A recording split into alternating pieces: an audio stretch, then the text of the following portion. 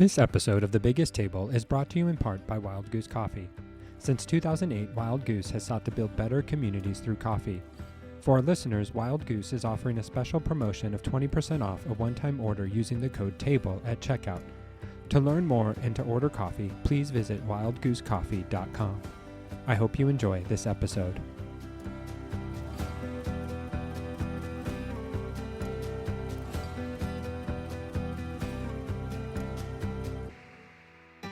Hello, and welcome to another episode of The Biggest Table.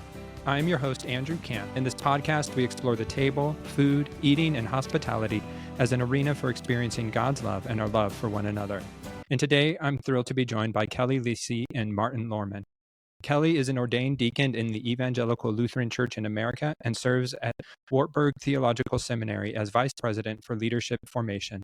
She has served as public school teacher and administrator, parish ministry leader, and food educator. Kellie worked in the restaurant industry prior to and in the early years of teaching. Her most notable restaurant co-workers were Minnie Mouse, Goofy, and Chip and Dale at a character buffet restaurant in Disney World. At home in Iowa, Kellie's 9-year-old loves when she makes pizza, while her 12-year-old wishes she would make sushi bowls every day. Martin is an associate professor of Lutheran Confessions and Heritage at Wartburg Theological Seminary, where he teaches classes in church history, the Lutheran Reformation, spiritual practices, and theology and art. In addition to many articles and essays, Dr. Lohrmann is the author of Stories from Global Lutheranism, A Historical Timeline, and Book of Harmony, Spirit and Service in the Lutheran Confessions, and the co-editor of 1st and 2nd Samuel, 1st and 2nd Kings, 1st and 2nd Chronicles, in the Reformation Commentary on Scripture series. He enjoys going for walks, playing guitar, and cooking with whatever ingredients are on hand. So thanks for joining me today. Really looking forward to this conversation about your new book, Food Theology. Thanks, Andrew. Delighted to be here. Yes, glad to be here. Yeah, so we'll start here because right at the beginning of your book, you two write, "From the beginning of time, we know that God loves us and God loves to feed us with good food." And so I'm curious, how did you both come to this realization of love made physical through food? I grew up in a home marked by my Italian grandparents who immigrated from Italy and created a home in Southern California. We visited them multiple times a year, and it was there at their table that, I was always inundated with the cries to eat, and course after course would come, and it was absolute love made manifest in that space. I saw the way my grandpa loved to have people, and his number one love language and source of generosity was through food, whether it was steaks on the grill or, homemade pasta or sauce and mushrooms, all the fixings. Whereas my grandma, she would make what we called grandma's Italian cookies, grandma's cookies. That's still the name of them for short in my house, which are just like plump little sugar cookies with almond frosting, dry and not too sweet. And they just became the absolute symbol of love for me. And that has always been a touchstone. And as I grew older, I was a teacher and really learned that when I brought food into my classroom, it brought our classroom community together. It made my students come alive. And so I kind of slowly started incorporating cooking and eating and noticing the way that conversation began to unfold. And then there was kind of a journey into the theological understanding of food as I played with what I didn't realize at the time was the startings of dinner church, and just really connecting with people through food. And it's been a journey from there through seminary and professional ministry. It's been a joy. Yeah. What about you, Martin? Yeah, my earliest memories of church often include potlucks, coffee hours. And so for me, that was always a facet of what made going to church interesting and fun, and spending time with friends. The intergenerational side of this, that I met a lot of the adults in my life in those kinds of settings.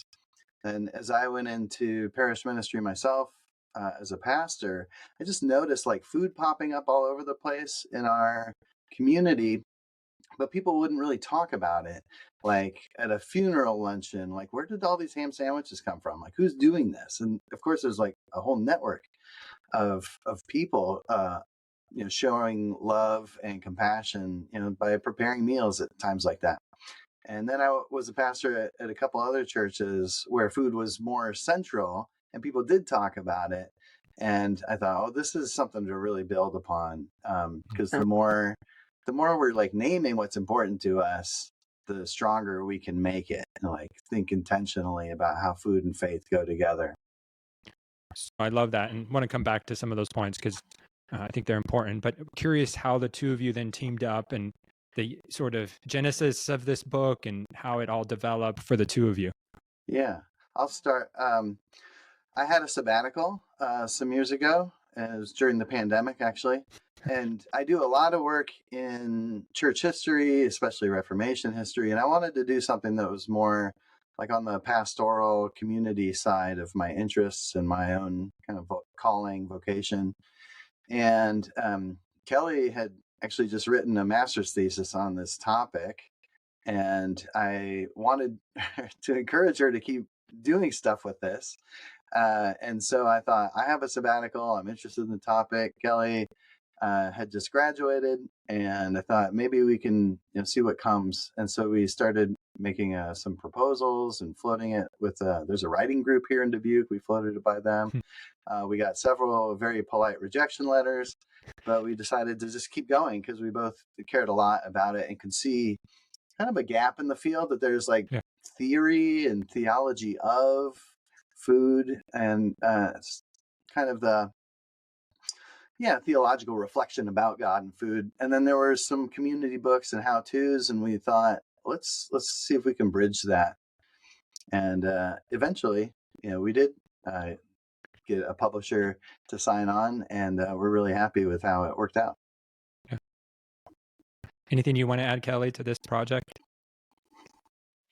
Yeah, I mean, for me, food theology was my focus of my seminary journey. So my husband, he was a youth director in the early days of our marriage and kind of always contemplating seminary. And I really held him back for many years because just my kind of preconceptions around what it would mean for him to be a pastor and for me to be a pastor's wife. And then I heard about actual dinner church that was happening at various places across the country. And when I heard that, it kind of opened this whole spirit of imagination for me. I had done, as I was a teacher, I had also started a food blog and I was teaching at a cooking school. And so I was just exploring food in so many different ways, considering culinary school and kind of what's next. And we were playing with aspects of food and faith, like integrating. And my husband's, his name's Jason. So in Jason's church and congregational life. And then I heard about dinner church, and God kind of cracked me open in that to say, look, food and faith go together, and this something new could be happening here. And of course, we know it's not new. It's ancient and it's holy and it's deeply embedded in so many communities and cultures. But that was kind of the thing that got us started. And so then when I just heard my own call to ministry, I entered it with the focus of food theology. So kind of studied that and focused on that, designed learning experiences and immersion opportunities and service projects and reading and writing and all the things focused in that area. And then Martin was my advisor on my senior thesis project, and getting that email from him saying, do you want to do something with this together? I was like, oh, yes, please. Absolutely. Yeah, appreciate that. And Martin, you alluded to this, but you guys distinguish your work from this sort of seminal works on food and theology. Norman Wurzba's book, Food and Faith, and then Angel Mendez Montoya's The Theology of Food. Obviously, if you're in the food and theology world, like those two stand out as sort of seminal works, but you want to do something different. And you alluded to it, Martin, but can you either one of you explain, what your book adds to the conversation when it comes to sort of food theology? Yeah, we wanted it to be as practical as possible. So to talk about the Bible and church communities broadly, and then say, and now, try making communion bread together. And when you do that, think of all the things that happen in the midst of buying ingredients, planning what it's like, bringing the utensils and all that together. Who's doing cleanup? Like those things are also part of the theology. They're part of the God experience. And so to really lift up that practical communal side was part of our goal. So the other books, do great things with God and food. And we wanted to let people know, like, this is really just hands-on, and you're probably already doing it. And how can we strengthen what you're already doing, or what God might be calling you to do next? Yeah, I'll add to that to say it was a very, the phrase food theology is very intentional. Right. As you said, has been a lot of work and study and writing done on the theology of food and the theology of eating. And we very intentionally look at it from a perspective of food theology, wherein food is the conveyor, it's doing the work. And so through that understanding, everybody is automatically a part of it. Everybody is automatically experiencing it, participating in it, and sharing it, just like we do with God's love for all people. And so it's a very active, practical approach. Yeah, and I'd say, like, food theology was just kind of what Kellie called it herself, and then we realized, like, oh, there's a reason we're calling it that instead of theology of food. Like, the food is doing the theology. It comes up over and over again in the book, and so we didn't want to overthink that when you are eating, when you are cooking, when you are cleaning up, like, that's God's love in action. So we wanted to foreground that as much as possible. Right. And I appreciate that, because like you said, Martin, many churches, if not most churches, have some food component. We just look at the Eucharist, like that is a meal, right? Like, and then you talk about potlucks or coffee service, donuts being served. And yet few of us ever take the time to intentionally reflect on what is being communicated, whether it's in the organization, the planning, all the logistics that go into a potluck or even serving the Eucharist. And so you invite your readers to actually contemplate that, and you provide some great questions, I think, that really help people think through. But why is it important then to think about these things? Because, we do the Eucharist almost by rote memory, but if we're not careful, we may be communicating something we're not intentionally wanting to communicate. So what benefit is there then in trying to think through what we're doing when we do food? Yeah, so the intention of this book is one that it's very invitational, because we want to invite people into their perspectives being shifted to pay attention. Because exactly like you said, Andrew, we eat constantly. We feed people constantly. If you're involved in a worshiping community, you are eating together, you're taking communion. But our attention isn't pulled to those acts. It's just like, oh yeah, this is just what we do. But there are things that are happening there. And so we want to invite people to this attention shift, this perspective shift, because when we pay attention to these things, we can see evidence of God's abundant action and life-saving grace for all people, evident over and over and over and over in our lives. It becomes just really, really clear and really tangible. And so that is a goal of the book. Yeah, we originally, like with the Eucharist chapter, there are a lot of stories of how it can go wrong, like how it can go, not wrong, I mean, but how it can be an inhospitable experience, or it can be a situation where we're somehow disconnected from our bodies rather than more connected. And so, we did start with like a lot of, and then there was this time. We cut most of those in the interest of a more positive, narrative. But sometimes it helps to remember, like, when you have felt excluded, or when Eucharist hasn't been like an embodied moment. And so those kinds of experiences helped us kind of drive the kinds of church communities and experiences we'd like people to see or to remember and dwell in and then build upon. I'm curious, as we think about this on a practical level, like, because many of my listeners aren't leaders in a church, or maybe they're not in charge of the Eucharist liturgy every week. And so, like, if somebody's listening, like, what's a question they could ask themselves as they're hearing or getting ready to participate in the Eucharist that might help guide them into a more fuller expression? To think about it as a meal, with God as the host, with Christ present, and surrounded by members of the kingdom, that kind of spiritual inbreaking is really happening in the meal. And just to like let that start to settle, or like, what does it mean to live into that a bit? It really means something very amazing is happening. And so just, yeah, to let it be kind of all the profound things we say it is. And so that would be a starting place. It's like, this is communion with God. Whoa, this is communion with all these people, most of whom I don't really know. And somehow we're together. And somehow God is part of this. Yeah. To build on that very good answer, we believe, and we say that a lot of things happen in the meal at which we gather around the altar and we receive the body, the blood of Christ. And if we believe what we say is happening, that is radical. It is transformational. It is community changing. It's individual changing to claim these things for ourselves.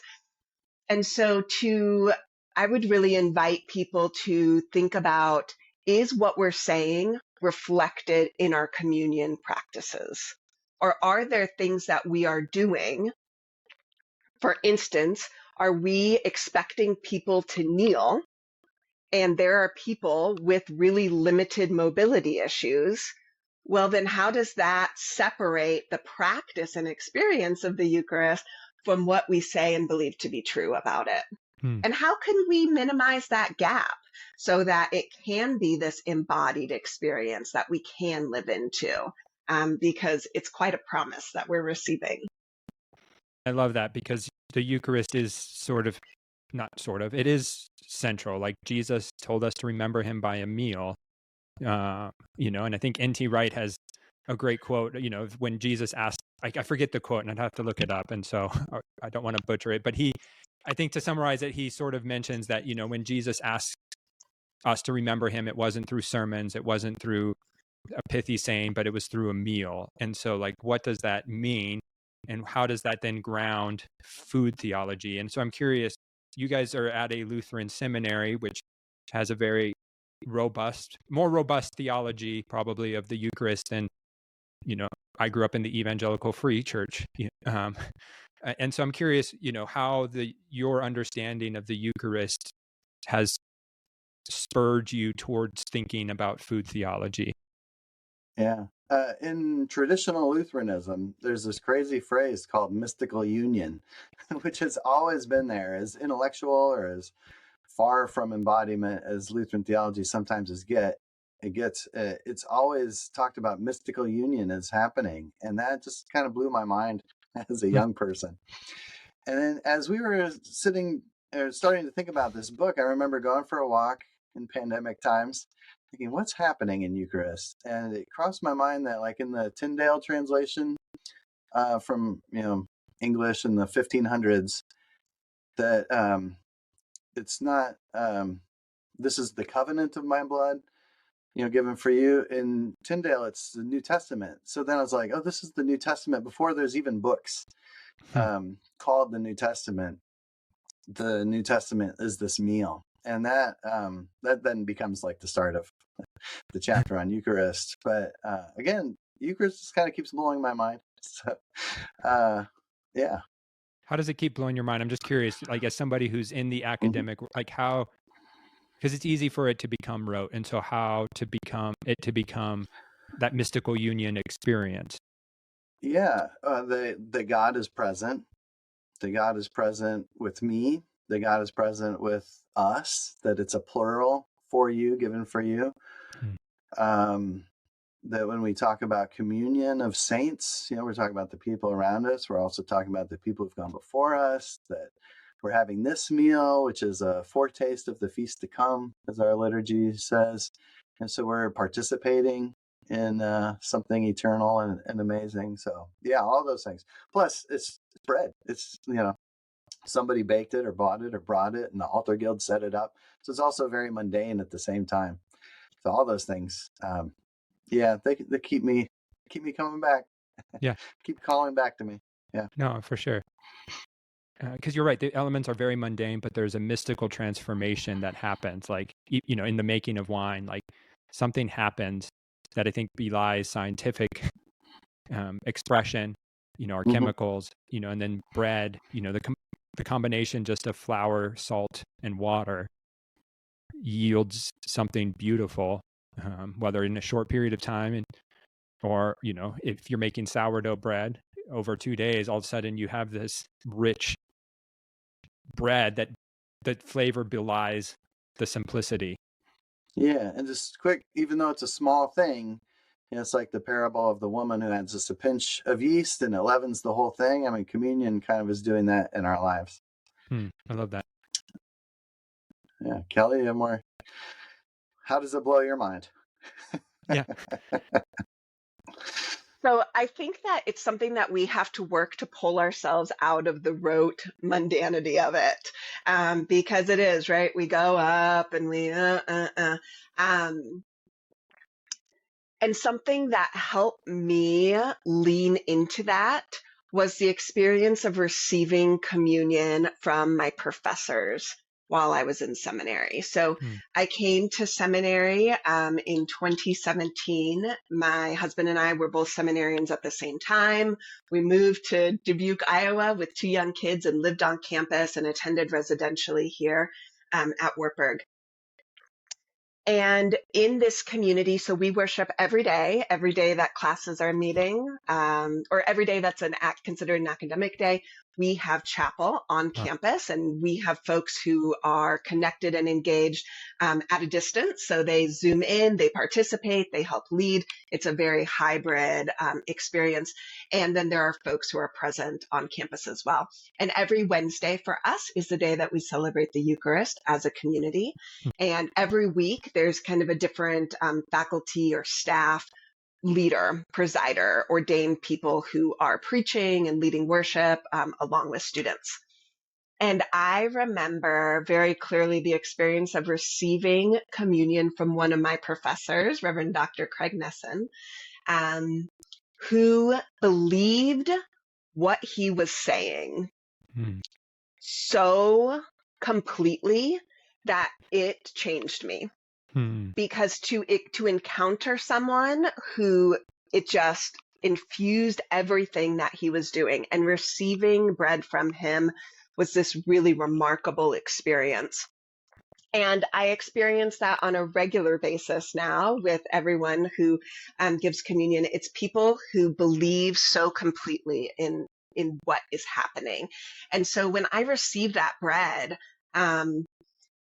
it just brings me back to the promises, because sometimes, if my belief is a little low, or I'm down, or maybe I've got some big questions, which I often do, communion is a chance to really lean on the community, on the body of Christ that is gathered, that is brought together to say, this doesn't depend on me. Nothing that is happening here depends on me, right? It is all about God and what the triune God is doing in and through this meal, and by extension, in and through this community who is called to go out and live and serve. And so bringing myself back to that every week, paying attention to what is being said, little things like physical reminders to myself that we don't always do, in the Lutheran tradition or some other Protestant traditions, but things that tie me to here's what I'm participating in. This is God's reminder that God is with me, God is in me, God lives through me, and I am called to that and affirmed in that when I experience communion. And so I work to remember that every single week, and people around me help tie me to those promises. That sounds so rich and beautiful. Seeing communion as this reminder that we are loved and upheld not only by God, but by the community. And, if our faith is wavering, communion table can be that sturdy place, that anchor for many of us, whatever season of faith we're in.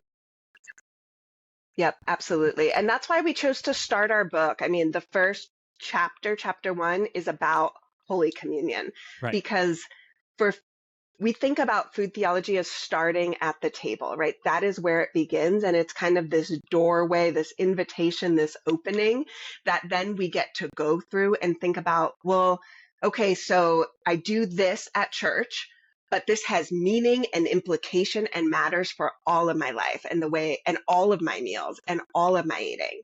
But it starts there for Christians. And so that framing is really important. It is, because at the table we receive and we realize we are not the primary actors in what we do and what we take into the world, but rather I can only welcome others as I have been welcomed. And so that's where I think starting at the Eucharistic table helps us remember that as I invite others, or as I am invited into others' lives, I'm not the primary actor. Right. God is. Sorry. It's chapter 2, actually. And I'm a stickler for details. So chapter 1's an introduction. And then chapter 2 is the beginning with Eucharist. That's true. Yes. Sorry. Thank you, Martin. You're right. It's chapter 2. Chapter 1 is invitation to food theology. Chapter 2 is Holy Communion. So then as we take, as we receive at the table in our local fellowships, whether that's a traditional church, a dinner church, just a home fellowship, whatever it looks like for us, how does that then propel us, and what do you hope people take from the Eucharistic tables into their other spaces? Well, a sense of God feeding us then can inform, like in the rest of the book, then we do go on to like community meals, to food ministries like food pantries and soup kitchens, to vocations with food like growing food, serving food, preparing food, writing about food. And so those are all kind of connected then to what's happening in the Eucharist, that the whole thing is Holy Spirit led, and that we're participating in beautiful stuff. The Eucharist sends us into other things that are also just Spirit-filled and other-oriented in really beautiful ways. And the Scripture starts with God creating a garden and planting us in a garden, giving us the bounty of creation. And so you guys touch on it, and I think it's one of those other seminal acts, like Alexander Shemenon in his book on the sacraments. He talks that he begins in the garden because he said God created us as hungry beings, hungry for himself and hungry for food. And so how does creation factor into how we think about food, from vocation to gardens? Yeah, we use a lot of the biblical imagery of food and kind of growing. So yes, to the garden. Jesus says in John, I am the vine, you are the branches. So all that kind of imagery is it's not there by accident. And what else would you add to that, Kelly? Yeah, I think Genesis 2 really reminds us that we are created, and food, all creation belongs together. Like it's all a gift from God, right? It reminds us that food is a gift from God. It reminds us that God created all. And so that really helps us understand how we're called to live, not in dominion, but alongside, how we're called to think about things and be aware of creation other than just ourselves, which is kind of our human tendency to go inward. But we weren't created in that way. Yeah. Oh, right. And we haven't even talked about how much Jesus does with food. Right. No. Yes. So there's that too, feeding people, sharing meals, all these things. It's just so much is happening. Right. Yeah. No, and I think for me, this food journey started when it was a Eugene Peterson quote where he talks that the gospel writers are most fond of telling stories about Jesus around the table. And when I read that quote, I had started thinking about what the table looked like and why the table and why do we linger. But it was that quote that sort of opened my eyes to the robustness of which food is talked about, not only in the Gospels, but throughout scriptures. Yeah. On the church history side, what is it that makes Christianity different when it's new is I think it's a new kind of table fellowship. Right. our liturgical scholars might say, that there were other groups doing similar things. And then this group is talking about Jesus, sharing the life of Jesus, sharing his meals, and going from the meal then to care for the poor. You see that in Justin Martyr, that the meal and the collection for the poor and then going to serve are all kind of one action. So yeah, it's really baked in. Kelly rolls her eyes at my food puns, but there it is. It's true. It is baked in, Martin. Absolutely. And Andrew, I love that you name that. And it sounds like that has been such a catalyst for you in your own journey with food and Right. faith. And for me, it's so humanizing to think of Jesus eating, like Jesus on the beach having breakfast with his friends. Oh my gosh, right? Like that's my Jesus. Yeah. Like, yeah, invite me to the beach bonfire for some fish. I think we get to really see and understand Jesus, the living word, always with us when we see him eating in these ways throughout the Gospels. I experience it to be really meaningful. I think it's interesting too, and I think we need to think through the implications that Jesus still eats and is recognized in meals post-resurrection, that, eating still is central, to who he is and his ministry and his mission. Yeah. Absolutely. He comes through the locked door and then he asks for some fish. Right. Yeah. Give me something to eat. Yeah. Give me something to eat. Or his disciples don't recognize him. And then he breaks bread and they're like, oh, hey, this guy, right? Like it's recognition through food. And I know I can think of so many times when food has brought me back to myself or helped me find recognition with another person. So we see it happen with Jesus. And I think that's true for all of us. You've mentioned it a few times, Kelly, and I'm curious, that food is a way of remembering our embodiedness, or helps, or has brought you back to yourself. And so can you expound a little on that? Just because I think, food has that quality, but many times I don't think we think about it that way. And so how has food helped you remember your embodiedness? In so many ways. There are times I can think to various points in my life where times when I feel disconnected, when I'm, out of sorts. So often that is tied to times when I'm not feeding myself well. Or, we're getting by on fish sticks and cheese plates, and there's nothing wrong with fish sticks and cheese plates, nothing wrong with that at all. But, we're just kind of getting by, like the creativity, the imagination, like the sitting down together, the being together isn't happening. And for me, that's often linked to the ways that I'm working and present or not in the kitchen. And then there are times when I feel like my family, like we're in it together, we're on the same page, we're having fun together and we're connected. And usually we're cooking together and we're making the meals that we love and we're sitting and we're eating. I think food is really, really powerful. And so I started a food blog in 2009, back when, back in the day of blogs and kind of the heyday. And that was like when I started thinking about it really critically, and paying attention to the way that I was eating and the way that communities were coming together around food and people I knew were connecting around food. And I just really came to observe that when my friends and I were eating together, we were in usually a pretty good place. We were communicating. Things were good. When we weren't, it was rushed. We're passing, it's just text. We're not seeing each other. Things are a little bit more disjointed. And so just experiencing food is this incredibly grounding. I think you use the phrase that like the table is so sturdy, like the table is sturdy. And if we let it be magnetic to pull us to it, it can have great power, influence, impact on our life, how we feel and how we live. What about for you, Martin? How has food helped you remember your embodiedness? Yeah. So there's the line in the Lord's Prayer about daily bread, which, if I remember right, could be translated, give us today our bread for today.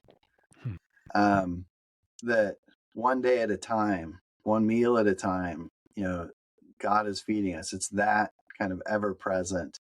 And Kelly mentioned that before, how like food is just always there. Part of it, we need it, and God created us to need to be fed, and that's okay. That's so. When I remember that, when I take times, maybe pray at meals or just give thanks for what I have, it reminds me that every moment is like this moment of being nourished, or in cases of people who live with food insecurity, time that people ought to be nourished, and that life is organized around God wanting to feed us, and that we can be part of that.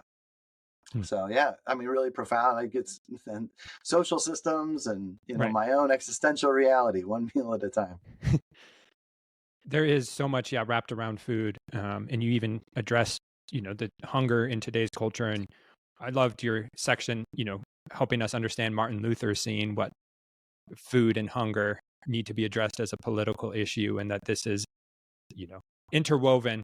And it's a bigger, more and it's only gotten more complex, but it's a complex issue that can't be solved by one entity alone. And so, like, how can you address that a little? Just because it's been a journey for me to understand hunger and systems, and I don't think of Martin Luther in that respect, and so it was just helpful to see this side of him. On that point, in the Small Catechism, first of all, Luther's Small Catechism, where he's teaching the basics of the faith for families, he talks about daily bread really also means everything we need for daily life. And so whatever contributes to what we need for daily life is a part of this prayer that we're asking for. So that's the family we share it with, the jobs we have, the people producing it and distributing the food. And especially then in Luther's Large Catechism, this is probably the radical bit, is he thinks all of politics exists so that people get daily bread. And that's how we hold our leadership accountable. That's what we pray that they're doing. So really very holistic sense that this one prayer is very personal, and here I am receiving what I need for daily life. And the whole community really exists for the welfare of the members, of the people who live there. And that's, I think, quite challenging for 21st century Americans. But I find it encouraging and inviting then to be part of people getting what they need for daily life. I had a guest on, Jeremy Everett, who works at Baylor in the Collaborative Center for Poverty and Hunger. And he had quoted, I think it was Roosevelt, that, we are at our best in society when our legislation aims at the least of these and not, the richest. And so to hear Martin Luther talk about politics being making sure that everybody has what they need for daily life is a very radical, like you said, view for many white Americans, believers or not. And so I think that voice needs to be heard in today's culture. Yeah, agreed. Yeah. It's too bad it's so radical. Like it seems very basic, right? Right. But yes. Here it is. And the Old Testament is full of laws of making sure that everybody is fed and leaving portions, And so I think baked into God's economy is this idea that no, a society flourishes, a community flourishes when everybody has what they need for daily life. Absolutely. Yep. And we see that reality playing out right now, don't we? We see so many people who do not have what they need, and legislation working against people receiving their daily bread and having what they need. And it's a reality in which not everybody gets to prosper, gets to flourish, gets to live into God's desire for abundance for all people. We know that we, as a world, produce enough food for everyone to have what they need. And so part of food theology is recognizing that we see our world's brokenness play out in the food system because so many people do not have what they need. And that is not God's desire for God's people. Right. Because, and that's been the journey for me too, of realizing, the table has always been this sturdy, joyful experience. And so how does that then help me stand in solidarity with people who don't have enough? And what is my role in fighting for justice, food equality? And what's my church's community's role, and how do we help others get the food they need and work with community organizations?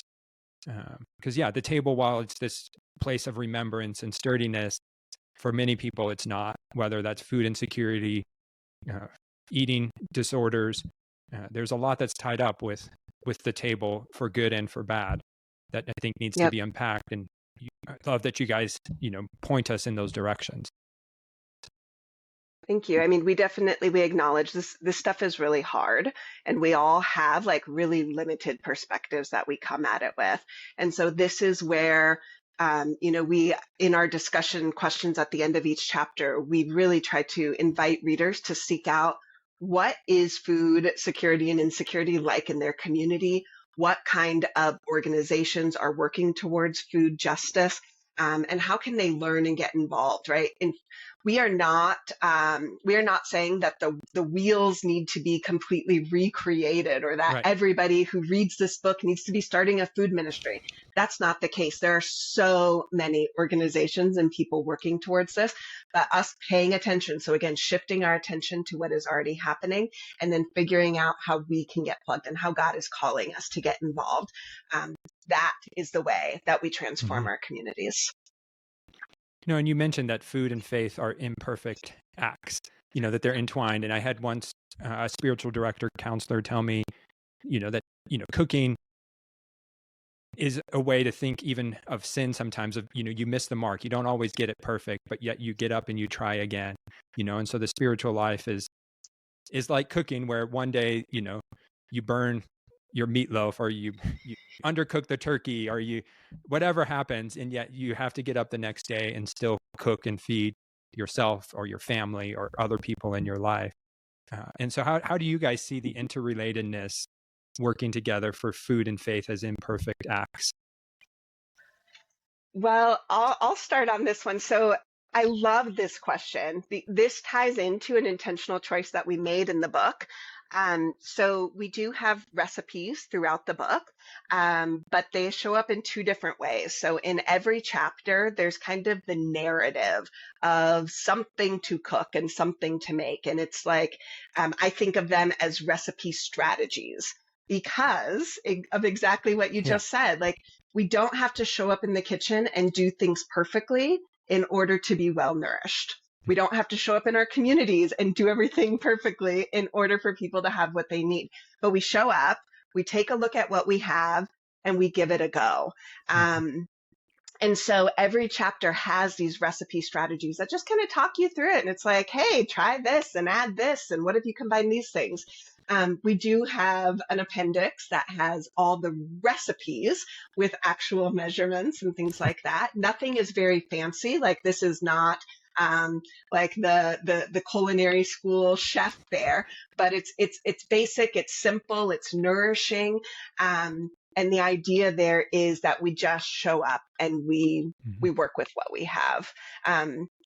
That is really the way that I feel about faith and the way that I approach faith. Like, I do not have to get things just right. I am beloved, I am called, and I show up and I do what I can with what I have. And I hope people will do the same in their kitchens and in their communities. Yeah, that reminds me of the recipe for frittata that we have, and all the recipes are Kellie's. So, but when Kellie suggested that frittata recipe, and it really is like, what do you have in your fridge? Like, what are the leftovers? What are the crumbs? What are the little bits of shredded cheese, veggies, and all that's around? That is, can be very tasty. That's kind of my favorite way to cook, is what do I have and how will it be really tasty? But B, it's a great image for who we are as communities. Like, maybe there's some odd bits and ends and flavors here, and that's exactly what we're going to make something beautiful with, and what God's going to make something beautiful out of.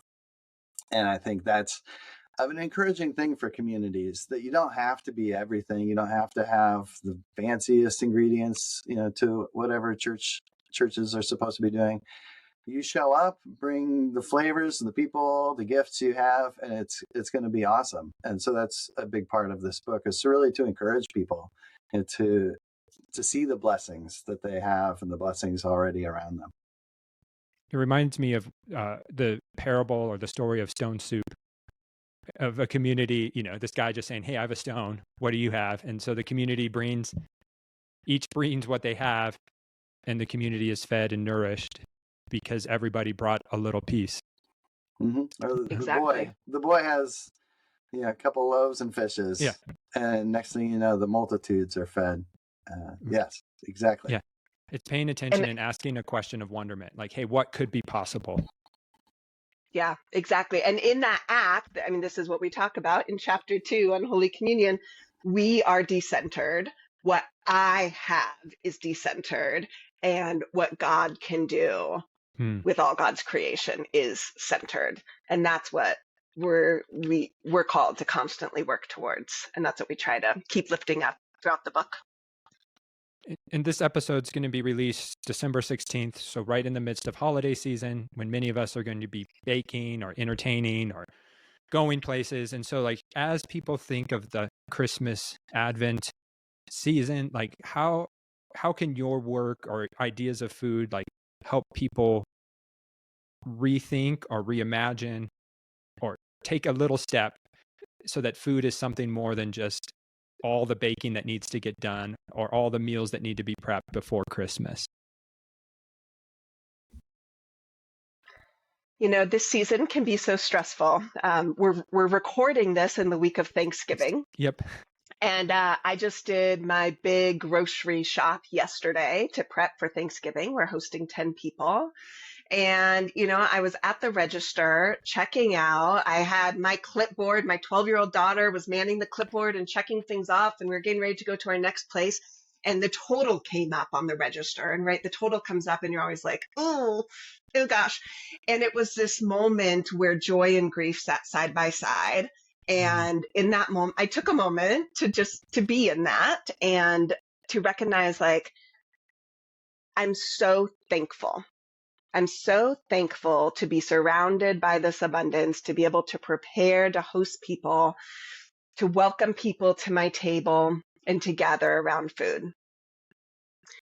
And I feel deep grief knowing the state of many people's kitchens right now, of challenges accessing food-related benefits, and knowing that this is a really, really hard season for people.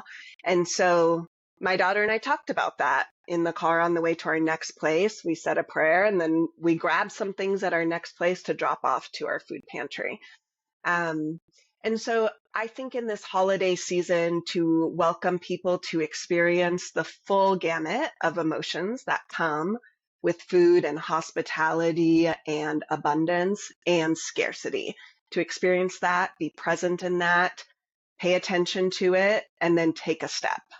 Just what's one thing I can do? This is so hard, and I don't bear it all, but I do have agency, and there are things that I can do. That's what I hope we all move into this season with. Yeah, I would just add, at Christmas we remember Jesus is Emmanuel, God with us, and that to be in the moment, to see the holiness of the moments we have and the people around us in the total humility that God has come to us in Jesus, born in a manger, as a vulnerable little child to a vulnerable family, that God is there. And so that's what I would hope, in the holiday season, amid all the other highs and lows that come with Advent and Christmas time. I love the remembrance, the simplicity, and Kelly, you mentioned it, that there's nothing wrong with fish sticks for meals, that sometimes life just demands that we still gather, but we eat chicken nuggets and Kraft mac and cheese, and that Jesus is still present in that. and that we don't need to go all overboard when we're hosting people. Simplicity can be beautiful, Yeah.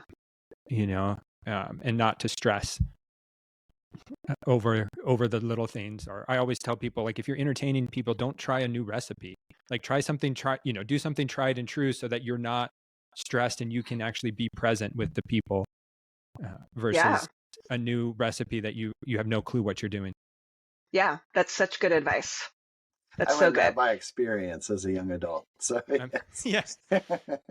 Yeah. No. Yeah, And there's places for that, and it's fun, and you can laugh, and if something fails, you can order pizza, right? But just to still find joy. Or my family, we let our girls watch A Christmas Story yesterday for the first time. We watched it together as a family, and and the last scene when they're, the turkey the dogs destroy the turkey, and so they have to go out. Like, there is still joy at that Chinese restaurant for this family of just being together. And they even say, Ralphie mentions, it's a story we tell ourselves over and over again and laugh at. Mm-hmm. So I think there is something beautiful in the mistakes as well. Absolutely. We're all just out here doing our very best, and we're just like the wilted kale in the produce store, like, but we show up and get sauteed with some onions and garlic and olive oil, and we're gonna be okay. So we just gotta show up with that perspective of, this is good enough. What we have is so good. Mm-hmm. And so as we begin to wrap up, it's a question I ask all of my guests. What's the story you want the church to tell? God is with you in what you're already doing, in the worship you're having, in the meals you're sharing, in the ways you're interacting with your communities. And, food's happens to be some at the heart of a lot of those things. And so don't overthink it. Like, God is working, and you pay attention and you listen, and that's, God will be there with you, and is there, and has been, and goes ahead. And that there's blessings to enjoy wherever you are, and God will provide. A really grounding experience for me that I come back to very often was the first time that I visited St. Lydia's, which is a dinner church in Brooklyn, New York. And on my first visit there, they sang a song that's really just a poem, adapted to sing with the Shruti box. And the lines of that song are, "What we need is here."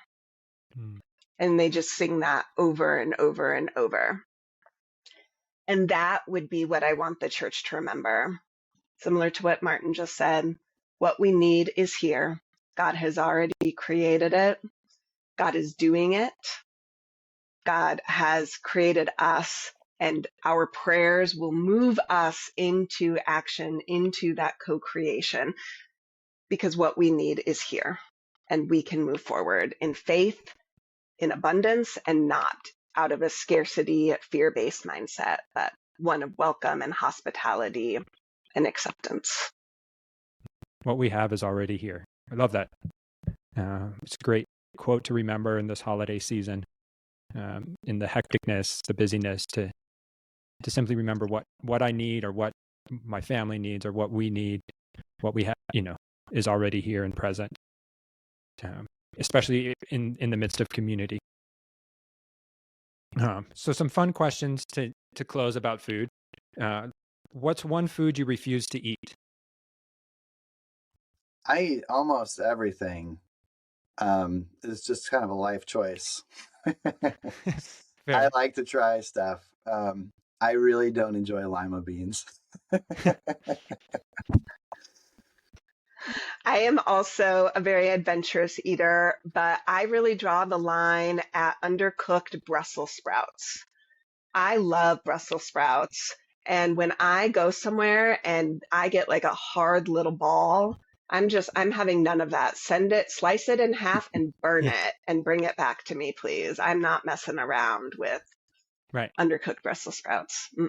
That's fair. Yes. Usually it's overcooked that people are like, like there's a fine line, I think, with Brussels sprouts, because undercooked, Raw is horrible, but then overcooked grandma's, Brussels sprouts that were stewed until they were just disgusting. Yeah, no, thank you. People, just Yeah. olive oil and salt. Yeah. Don't overthink this. No, or deep fry them, because deep fried Brussels sprouts are delicious too. Yeah, I will gladly take some deep fried Brussels sprouts. On the other end of the spectrum, what's one of the best things you've ever eaten? Oh, I've taken a couple of student groups to Japan, and I just love how simple the ingredients are, and just full of flavor and texture, and that's just a treat. So the seafood, the noodles, there's a picture of me eating in Japan. It's just the biggest smile I could possibly have. I have one of those photos of you on my camera roll from when our family went to Japan with you. I can vouch that Martin is at his happiest eating some raw fish in Japan. I can imagine. And for me, it is so delightful when there's like the rare thing that I love and my children love. So there's like no fussing, like everybody is happy, and you're like, what timeline are we in? This is amazing. The best way to usually accomplish that is pasta. So just homemade pasta, a great simple red sauce, maybe some meatballs. And it might not be the best food in the world, but it's darn good, and everyone's happy and together. And that just ups my enjoyment tenfold. I can say an amen to that one, because there's nothing worse than crabby, fussy kids after preparing a dinner, after working all day, coming home, preparing dinner, and then they are pouty and grumpy, and pretty soon I'm pouty and grumpy. And That's right. And then there's just no joy. There's no joy. No. Yes. So pasta for you guys. For us, we do raclette sometimes as a family, especially in the colder months, because it is a winter dish. And so when our girls do raclette, they liven up, and it's melting the cheese on the broccoli or potatoes, and they're all of a sudden like, oh, this is so good. Like the bite was the perfect bite. And, like you said, Kelly, there's nothing more enjoyable about food than when your kids sort of enliven and take bites that they didn't expect. Yeah, agreed. And finally, there's a conversation among chefs about last meals, as in if you knew you only had one more meal left to enjoy, what would it be? So for Martin, what would your last meal be? Oh, I love crab. I like the work of like cracking the crab legs. I mentioned seafood. And I noticed in my family, we talk about how much we're enjoying the food while we're eating it. It's, I think, a little weird when I've kind of been other places, or when me and a family member are with other people. They're like, why are you complimenting yourself? Like, oh, I sure did a good job on this. And so I would want my last meal to just be talking about how much I would be verbally processing how wonderful it is, whatever the flavors, textures, and company. And, then I can go in peace. For my last meal, I would like to be plopped down on a busy street corner in Italy or Paris, and I would like a good cappuccino and an almond croissant. Oh. And I can say goodbye to a life well lived. Okay, fair. That does sound delightful. Yes. A proper croissant, there's nothing quite like it. So special. Yeah. Well, Martin and Kelly, I really appreciate your time, appreciate your work, your book, and sort of bridging this gap of the theory and the practical. And so if people are interested in learning about your book, your work, where can they find you? It's published by Fortress Press, and it's available through major booksellers. So your favorite place to get books: Food Theology, Nourishing Faith in Local Communities. Right here. Yep. Available at a retailer near you. Awesome. Well, I appreciate it. And if you've enjoyed this episode, please consider subscribing, leaving a review, or sharing it with others. Thanks for joining us on this episode of The Biggest Table, where we explore what it means to be transformed by God's love around the table and through food. Until next time, bye.